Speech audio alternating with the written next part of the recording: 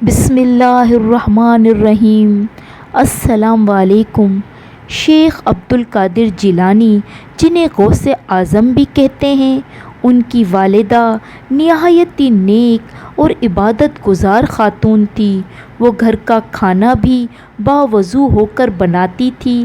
انہی اوصاف کی بدولت ان کے بیٹے بہت بڑے بزرگ اور ولی اللہ کے مرتبے پر پہنچے۔ شیخ عبد القادر جیلانی سے بے شمار لوگوں نے روحانی فیض حاصل کیا۔ آپ نے ابتدائی تعلیم تو اپنے قصبے جیلان میں حاصل کی، لیکن دین کی اعلیٰ تعلیم حاصل کرنے کے لیے انہیں بغداد جانا پڑا۔ اس زمانے میں لوگ قافلوں کی صورت میں پیدل سفر کرتے یا پھر اونٹوں پر سفر کیا کرتے۔ چنانچہ آپ کی والدہ نے آپ کو بغداد جانے والے ایک قافلے کے ہمراہ روانہ کر دیا۔ سفر پر روانہ ہونے سے پہلے آپ کی والدہ نے آپ کو گزر اوقات کے لیے 40 اشرفیاں دیں، لیکن ان اشرفیوں کو آپ کی قمیص کی تہہ میں سی دیا تاکہ وہ محفوظ رہے، اور چلتے وقت خاص طور پر آپ کو ایک نصیحت کی کہ بیٹا، ہمیشہ سچ بولنا اور جھوٹ کے قریب نہ جانا، کیونکہ اللہ کا یہی حکم ہے۔ آپ نے ماں کی نصیحت کو غور سے سنا اور سفر پر روانہ ہو گئے۔ قافلے نے ابھی سفر کی 2 منزلیں ہی طے کی تھی کہ ڈاکوؤں کے ایک گروہ نے رات کی تاریکی میں ان پر حملہ کر دیا۔ تمام قافلے میں افراتفری اور بھگدڑ مچ گئی اور ڈاکوؤں نے اہل قافلہ کو لوٹ لیا۔ ایک ڈاکو شیخ عبد القادر جیلانی کے پاس آیا اور کہنے لگا، لڑکے، تیرے پاس کیا ہے؟ آپ نے جواب دیا، میرے پاس 40 اشرفیاں ہیں جو میری قمیص کی تہہ میں سلی ہوئی ہے۔ ڈاکو نے آپ کی اس بات کو مذاق سمجھا اور ہنستا ہوا آگے بڑھ گیا۔ اتنے میں ایک اور ڈاکو آپ کے پاس آیا اور آپ کو پکڑ کر سردار کے پاس لے گیا۔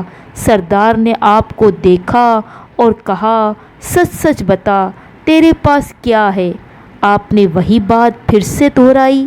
آپ کی بات سن کر سردار نے آپ کی قمیص کی تہہ کو کھولا تو پوری 40 اشرفیاں زمین پر گر پڑی۔ اشرفیاں دیکھ کر سردار کی آنکھیں کھلی کی کھلی رہ گئی۔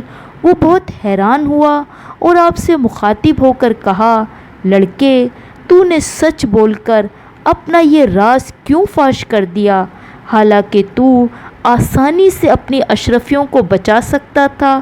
آپ نے جواب دیا، میری ماں نے مجھے نصیحت کی تھی کہ بیٹا، ہمیشہ سچ بولنا، کیونکہ اللہ کا یہی حکم ہے۔ بس میں نے اپنی ماں کی نصیحت پر عمل کیا ہے۔ آپ کا یہ جواب سن کر سردار اتنا متاثر ہوا کہ اس کی آنکھوں سے بے ساختہ آنسو جاری ہو گئے۔ وہ سوچنے لگا، ایک طرف یہ لڑکا ہے جسے اللہ کے حکم کا اتنا خیال ہے، اور دوسری طرف میں ہوں کہ اپنے مالک حقیقی کے احکام سے غافل ہو کر بے گناہ لوگوں کو لوٹتا ہوں۔ اس کے دل سے اب غفلت کا پردہ دور ہو گیا تھا۔ اس نے اللہ سے سچی توبہ کی اور قافلے کا لوٹا ہوا مال قافلے والوں کو واپس کر دیا۔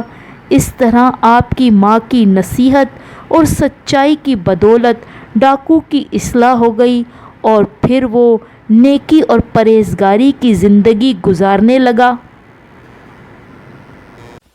اگر آپ ہمارے چینل پر نئے ہیں تو پلیز لائک اور سبسکرائب لازمی کیجیے گا تاکہ دلچسپ کہانیاں آپ کو بر وقت ملتی رہیں۔ ملتے ہیں ایک نئی کہانی کے ساتھ۔ اللہ حافظ۔